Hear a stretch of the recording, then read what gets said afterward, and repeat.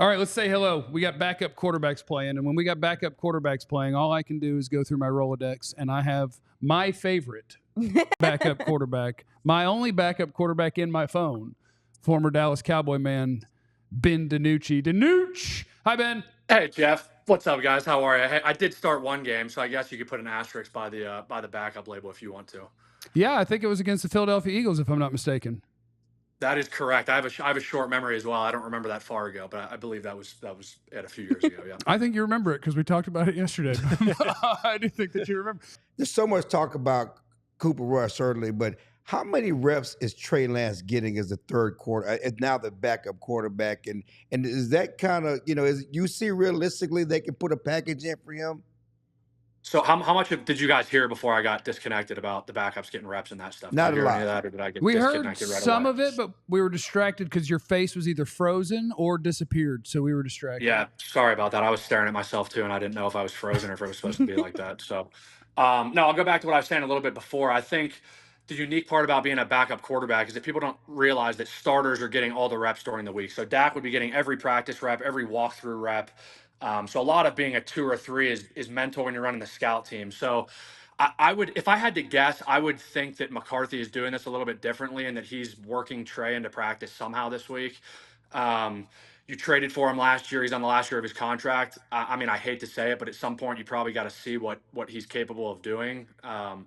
Cooper's been really consistent the last few years when he's gotten the chance to play, but I think they know what they have in Cooper. So at some point, depending on how Sunday goes versus the Eagles, I think next week there's a decision to be made about who goes out there and starts on Sunday. So. Oh, that's a potential quick trigger. Yeah, Ben DiNucci, former Dallas Cowboys quarterback, joining us here on the DLLS. When you talk about being a backup, getting thrusted now into the starting position, relationship with your receivers, as a former receiver in the league, how does that, how do you formulate, of course, CD's the guy, right? So you try to find the guy, but for a quarterback who doesn't get much reps in practice, who do you want to go to? How do you formulate that relationship? Who do you trust on routes and your progressions? You're saying, when all else fails, I have to find this guy. Yeah. For me, so I was in a little bit of a different position a few years ago. I had no preseason, no training camp, none of that stuff. So to me, I mean, historically, tight ends have always been the guys for quarterbacks that if a young guy's playing, if a guy who doesn't have much experience, I think the tight end is probably your security blanket who you're trying to find. So I wouldn't be shocked if Ferg has a lot of targets on Sunday versus the Eagles. CD's been a proven number one. I'm sure Coop's getting as much work as possible with CD before practice, after practice, picking his brain about stuff. Because the biggest thing for Coop that he's going to have to go out there and do is play with anticipation. That's the hard thing that is hard to mimic during practice when you're not necessarily throwing with the guys who are out there playing on Sundays. All of a sudden now Coop's throwing to Tolbert, throwing to Turpin, throwing to CD, throwing to Ferg, and it's a little bit different timing from the guys on scout team and the guys that necessarily aren't out there playing on Sundays. I might screw this question up, but does that make it more likely if you're a backup quarterback? Like the game that you played against Philadelphia, I don't have the box score pulled up, but if there's a guy who's like the 4th or 5th wide receiver on the team, do they ever run scout team reps? I'm trying to think, is there a chance that the backup is more comfortable with the not the best player because I've thrown to him? That's what I was going to say too. I think a lot of the times is you see one of these guys who you've never heard of before, who maybe gets pulled up off of a practice squad, or who's a 4 or 5 or 6 on an active, has a lot of targets because Coop's probably used to throwing to those guys on scout team and after practice. The CDs of the world aren't going to be taking reps with Cooper after practice. They're going to be with Dak. So if Coop wants to get any more reps, it's going to be a guy like that. So I could definitely see one of these young guys stepping up and making an impact Sunday as well. How hard is it to stay engaged for an NFL locker room? Because we, after last week's loss, I think everybody sitting up here, we're like, yeah, the season's over. They're going to try their best and there's a lot more games to play, but we're not even halfway there. How hard is it to just stay locked in and confident, which they have to? Yeah, I think for the most part, guys try to stay locked in. It's only, what are the Cowboys, 3-5, right? Yeah. So I mean, they've been worse. I mean, trust me, my rookie year in 2020, I don't remember what we started, but we definitely weren't 3-5. So the locker room probably felt a lot worse a few years ago. But that being said, the standard's always been the standard for the Cowboys. So anytime you have a year like this, I think it's probably normal to feel a little bit of a sense of urgency in the locker room, like, hey guys, we gotta get this thing going at some point, right? So I think there's probably a little bit of that going on as well, because you don't got your starter, regardless of how much faith anyone has in Coop or Trey, whoever they're going to throw out there. I think it's a little bit of a gut punch when you're behind 500 and your starting quarterback's going to be out a few weeks. So there's going to have to be a guy that's going to bring the juice and keep guys locked in, because I've seen it go one of two ways. You can go on a run. The Broncos last year, we started 1-5, and then all of a sudden we won 5 in a row, and we're right in the thick of things. I've also been on the other side where you just tank and it doesn't get better. So it's going to happen fast. They got to make a decision, and someone's got to spearhead the vibe in the locker room. Ben, Aisha Morrison here. We haven't met yet, but I wanted to ask you about your career endeavors and what you're doing outside of football. I find it incredibly inspiring to other players to make sure that they're doing things outside of football. What things are you doing to maybe encourage other players within the league and stuff to push them to do what you're doing to further themselves outside of their career? Yeah, I think the cool thing for me over the last few years is it's always been my name associated with football, and to see my name kind of be associated with business and with doing something good outside of the world of sports, which is what I've always been. And it's really cool for me having guys come up and asking for business advice and, hey, how'd you do this? How'd you do that? So it's been a lot of fun for me. I tell people all the time, like, my brain has been wired one way for the last 15 years. It's always been sports. And I've never had a chance to really, I don't know if I want to say shut it off, but necessarily, think about what comes next or what else is outside of football. So it's been fun. It's been refreshing for me to dive into the business world a little bit, put some more time in the brand, and see what else is out there for me. Sorry, my little guy is. Oh, That's Lord, a good look boy. at that baby. Look at that vicious guy right there. He's probably barking at the popcorn ceilings. I don't blame him.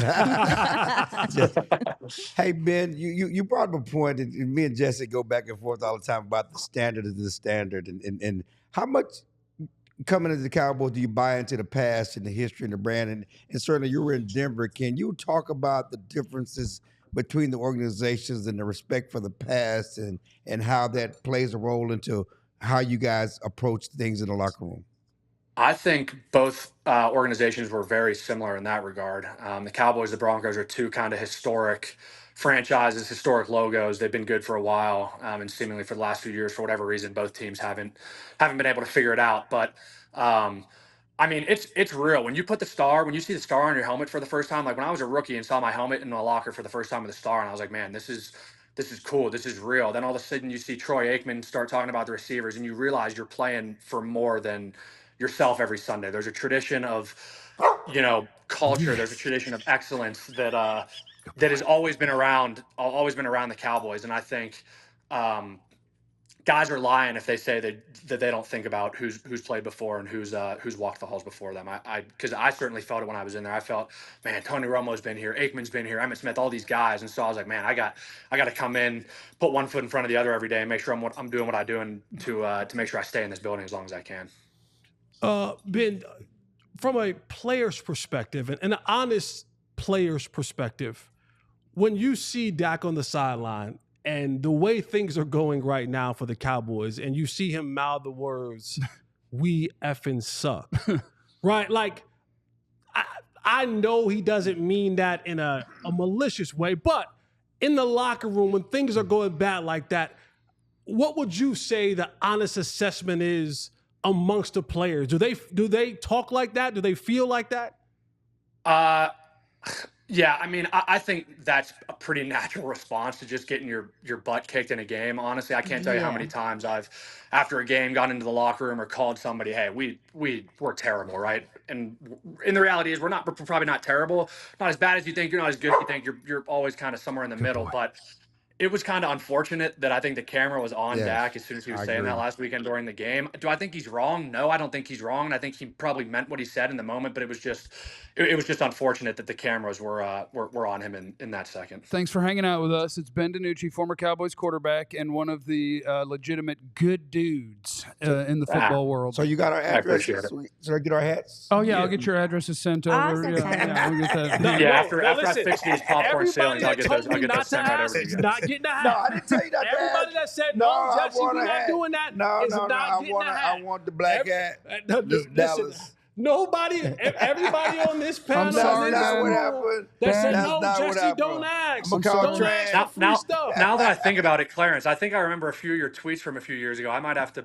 add one less hat to that box. Yes, absolutely. He did the same Sing thing it, Ben to me. DiNucci. Hey, sing I don't it. hold any grudges like any of these guys do. Trust me, it's all good fun. I understand Jess you guys got a remembers job to tweets. do too. So We have Clarence's old tweet of when Jesse got cut. Yeah. And it was Mr. Fourth and Long, more like Mr. Fourth and Gone. Didn't say that. Didn't say that. Hater. Hater.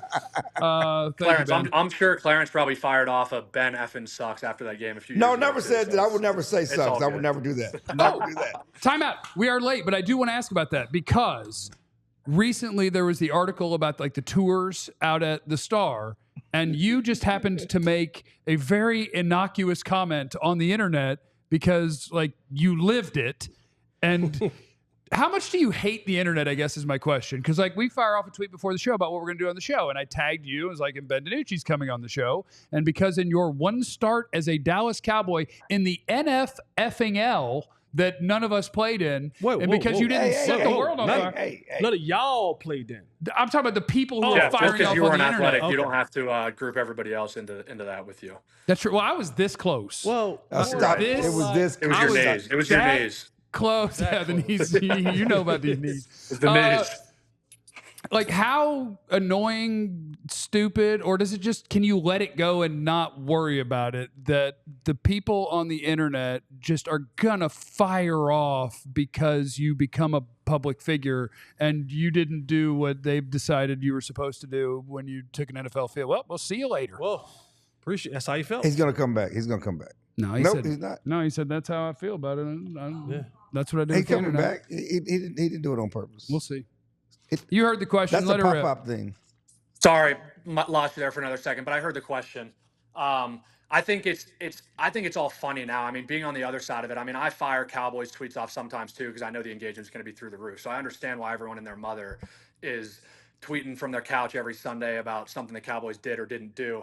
But I think it's just I think it's fascinating how much people care to know what's going on behind closed doors. Like I've got a million stories. I could send a tweet out every day and I'm sure people would criticize me for saying something. So yeah, I mean the tours are what they were. I mean, I always, they never bothered me. I didn't play. If I was starting every week, it might have been a little different. I was just working out on Tuesday mornings and people were walking through waving and saying, I never thought anything of it. It was interesting. They're probably going on right now, honestly, now that we're talking about it. But yeah, I mean, I could understand how for some guys that would be a distraction, but the thing that I always just found ironic was we would always harp about don't let the outside noise in. Everything we need to do needs to be about winning. And then you walk out of the team meeting room and there'd be 50 people walking around with a tour guide. And you're kind of like, does this really make sense for winning if we're the ones that are going out there on Sundays? So that's really all it was. But I mean, Jerry's been in that position. He's been in for the right reasons for a while. I mean, he knows how to put the Cowboys brand first and foremost, and he's done a really good job of that over the years. So I don't blame him for doing what he's doing, but that's all. All right, this time I mean it. Thanks, Ben. Have a great day. Thank you, man. Appreciate you. Appreciate it, Thanks, guys. Ben. You're Jeff, awesome. give me an address for everybody, and I'll see what I can do about the hat. Yes, That one. Except Clarence. Yeah. Yeah, except Clarence, exactly. Clarence, you gotta go scrub your Twitter and let me know when it's good, and I'll figure it out. Oh, dude, I'm so doing that after the show's over. Cool. I'm gonna Appreciate it, guys. I didn't do that. I didn't do personal See you, man. stuff. We all silly like the mayor.